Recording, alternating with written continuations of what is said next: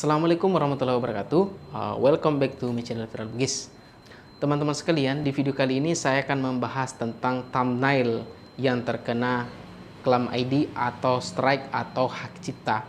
Nah, teman-teman mungkin penasaran apa yang akan terjadi ketika channel kita terkena hak cipta atau klaim ID. Mungkinkah channel kita tidak akan termonetisasi atau mungkinkah channel kita akan dihapus? Nah, beberapa pertanyaan tersebut saya akan jawab dan memperlihatkan tutorial agar kiranya teman-teman yang terkena hak cipta, klaim ID ataupun strike dari YouTube itu bisa teratasi dengan mudah.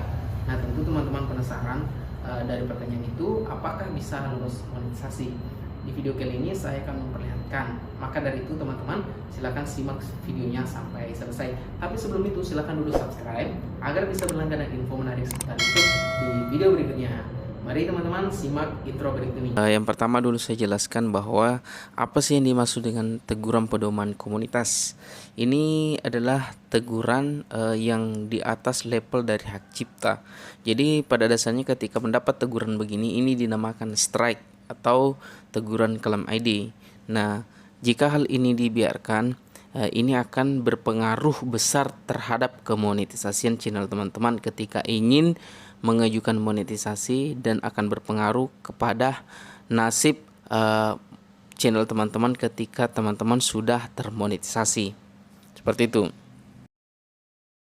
Nah, di dalam teguran klaim ID ini ada peringatan bahwa seperti ini ya. Jadi di YouTube kita pastinya akan mendapatkan seperti ini, bahwa konten Anda telah dihapus karena melanggar pedoman komunitas kami. Jadi artinya sesuatu yang kita unggah ketika melanggar pedoman komunitas tidak mengatakan kontennya original atau kontennya reupload, itu langsung dihapus. Jadi teman-teman tentunya nanti ketika memiliki teguran seperti ini akan muncul pemberitahuan di dashboard YouTube Studionya. Nah, terkhusus untuk video kali ini saya akan membahas tentang teguran pedoman komunitas dengan kebijakan seperti ini keterangannya teman-teman. Konten ketelanjangan dan seksual. Jadi bukan berbicara tentang reupload, bukan berbicara tentang konten original, melainkan tentang pelanggaran dari segi konten ketelanjangan dan seksual. Mungkin teman-teman di sini penasaran apa sih yang ditegur klaim ID atau apa sih yang menjadi teguran di video ini. Tentu saya akan jelaskan bahwa yang menjadi teguran pada channel ini merupakan thumbnailnya. Jadi thumbnailnya berisi tentang konten ketelanjangan dan seksual. Jadi seperti ini penjelasannya, bahwa konten ini telah dihapus. Jadi jika memang merupakan kesalahan langsung ajukan banding. Jadi ini ada keterangannya ya. Jadi ini ada gambar, icon gambar, kemudian ini nama videonya. Tentunya ini dihapus oleh YouTube. Tapi apakah videonya dihapus atau thumbnailnya? Ya, karena pada dasarnya thumbnailnya telah melanggar pedoman komunitas, yaitu tadi sudah saya jelaskan bahwa konten ketelanjangan dan seksual. Jadi mari kita lihat apakah yang dihapus di channel ini teman-teman. Nah, bisa kita lihat bahwa ini videonya tetap ada ya. Jadi videonya dengan durasi 3 menit 10 detik yang berjudul video kocak bikin ngakak. Nah, inilah yang menjadi pelanggaran komunitas, namun view-nya tetap meningkat. Kenapa demikian? Karena pada dasarnya kontennya memang sudah dihapus, tetapi bukan dari segi konten, melainkan dari segi thumbnail. Karena pada dasarnya thumbnailnya yang telah melanggar pedoman komunitas. Ini bukan dari videonya. Jadi tentunya ketika dilihat di aplikasi YouTube atau YouTube Studio, ini videonya tetap ada, namun thumbnailnya sudah terganti otomatis ya. Seperti ini tampilannya ya teman-teman. Nah, adapun thumbnail yang ditegur seperti ini, saya perlihatkan. Inilah isi dari thumbnail dari video kocak tadi yang memperlihatkan bahwa seseorang melakukan tindakan yang senonoh, kepada seorang wanita, di mana ini dianggap bahwa konten ketelanjangan dan seksual. Tentunya memang ini sudah dijelaskan di pedoman YouTube komunitas bahwa pada dasarnya konten seperti ini itu tidak akan termonetisasi jika itu video. Tapi karena ini adalah hanya thumbnail, sedangkan isi videonya tidak seperti ini, berarti yang dihapus hanya thumbnailnya, isi videonya tidak ya teman-teman, karena seperti ini. Nah, jadi bukan hanya sekadar hak cipta saja ketika itu thumbnail, melainkan ada juga tentang pemeriksaan isi dari thumbnail itu sendiri. Nah, ini adalah alur teman-teman ketika teman-teman memiliki teguran Claim ID. Tentu yang pertama masih hanya berisi peringatan, kemudian selanjutnya teguran pertama, kemudian teguran kedua, dan teguran ketiga akan berakibat channel kita dihapus.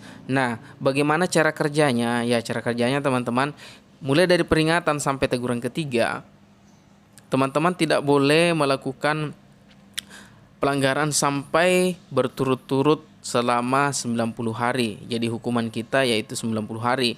Nah, perlu teman-teman ketahui kalau hanya peringatan ini hanya diingatkan ya, tapi kalau sudah masuk ke teguran itu yang sudah bahaya. Jadi saran saya teman-teman ketika sudah mendapati peringatan begini, hindarilah konten-konten yang senonoh seperti yang saya jelaskan tadi. Di situ juga sudah dijelaskan bahwa jika mendapat teguran lagi, channel ini akan mendapatkan teguran karena tadi kan saya sampaikan sifatnya ini masih hanya peringatan. Dan Anda tidak akan dapat melakukan tindakan seperti mengupload, memposting, atau melakukan live streaming selama 1 minggu. Itu ketika teman-teman melakukan pelanggaran atau teguran pertama. Bagaimana ketika teguran kedua? Nah, itu akan berlanjut lagi hukumannya. Biasanya berlanjut sekitar 2 minggu tidak bisa melakukan upload video, komentar, dan sebagainya. Seperti itu teman-teman.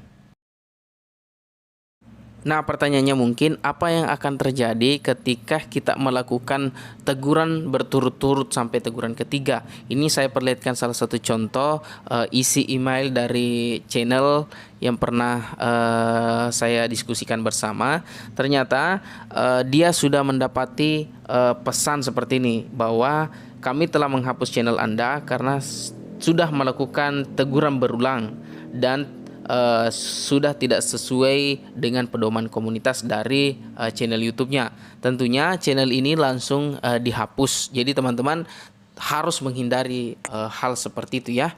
Jadi karena akan berakibat fatal kepada channel teman-teman. Sungguh kasihan ketika subscribernya sudah puluh ribuan, bahkan sampai ratusan ribuan, tiba-tiba channelnya dihapus oleh YouTube karena pelanggaran pedoman komunitas. Nah, ketika kita mendapati teguran seperti itu, apa yang bisa kita lakukan, teman-teman? Tentunya ada beberapa hal yang bisa dilakukan ya. Ketika teman-teman merasa bahwa konten yang teman-teman upload itu merupakan konten original dan tidak memiliki kesalahan sama sekali, silahkan teman-teman lakukan banding. Untuk contoh di video ini, orang yang memiliki channel ini telah melakukan banding pada tanggal 10 Mei 2021, namun belum ada balasan ya. Nanti akan ada balasan 2-3 hari kerja. Tapi mudah-mudahan balasannya positif ya.